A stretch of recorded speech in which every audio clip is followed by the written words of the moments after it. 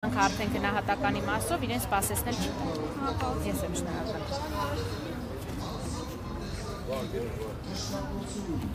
Մենք խոսում ենք փաստաբան Տաթև Սողանի հետ։ Հարությունյանի հետ կարճատև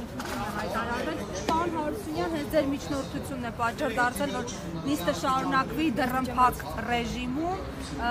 Ինչքան հնարավոր է, եթե լուսաբանման համար հնարավոր։ Խնդիր չկա, մենք մանրամասն համաձայն էինք բաց դատաբանի, դատանը որոշեց դռնփակ, ինչև է խնդիր չկա։ Միջնորդություն ենք ներկայացել, որպեսզի Աղվան Արշակյանի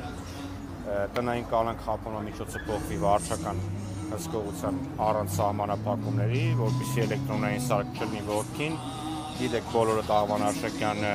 առողջական խնդիրներ ունի, կարողանա MRT հետազոտություններ անցնել եւ նաեւ ֆիզիոթերապիայով զբաղվել, դատանը բավարարեց միջնորդությունը, տնային կալանք խափանման միջոցը վերացրեց։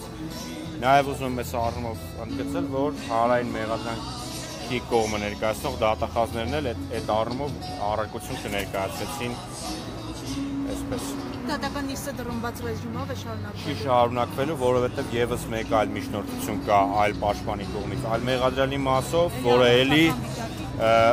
դեռ չեմ լսել, չգիտեմ ճիշտ ասած, ոնց որ առողջական վիճակի չի, բայց հրապարակման ոչ հետակա փաստերի վերաբերյալ է էլի դռնփակ անցկացվել։ Ես եմ շնորհակալ։ Աղվան Արշակյան